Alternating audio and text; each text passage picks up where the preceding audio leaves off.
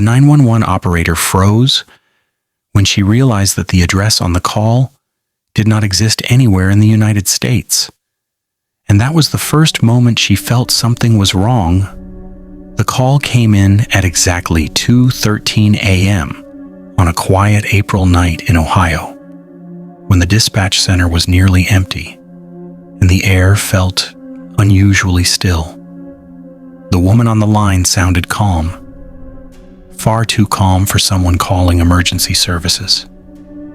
And she whispered her address slowly, as if she wanted to make sure every word was heard. 1187 Hollow Creek Drive. The operator typed the address into the system and waited. But nothing appeared on the screen. No street, no house, no record of it ever existing.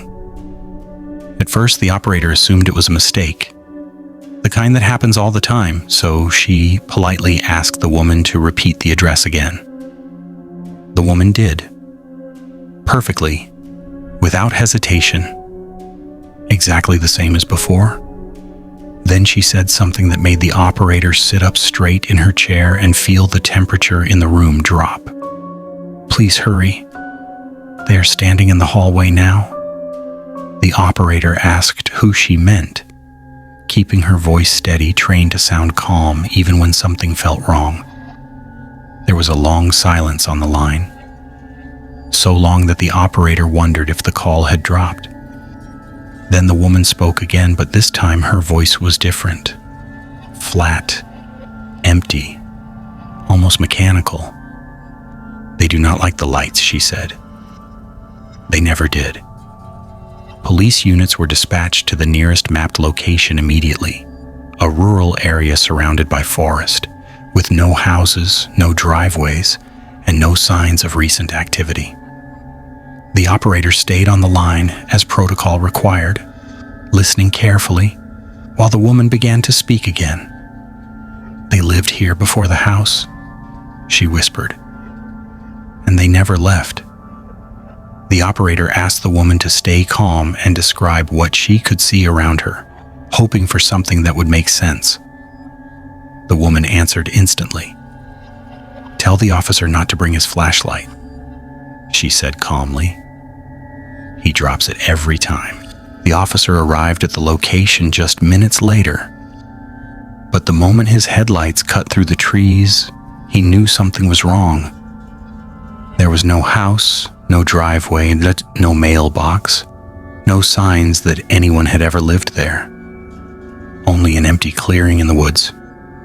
Quiet, unnaturally quiet, as if the forest itself was holding its breath. Then the officer saw something that made him stop walking.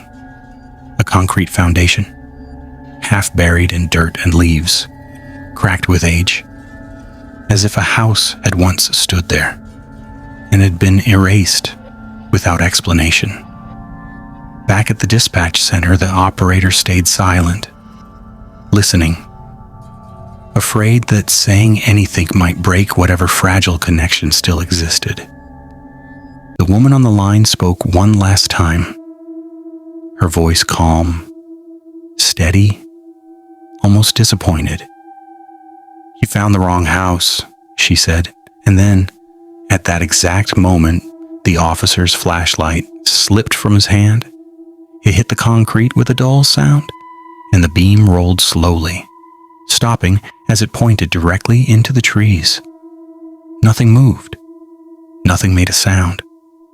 The officer stood frozen, staring into the darkness, waiting for something, anything, to step forward. But nothing did. The call ended at 2:27 a.m. No screams, no struggle, no sign of panic, just silence. The address, 1187 Hollow Creek Drive, still does not exist anywhere in the United States. There is no record of a house, no permit, no history. But the dispatch logs say the call was real, and the foundation still sits there in the woods, alone, forgotten, as if it is waiting for the house to come back. Some places disappear, others Pretend they never existed.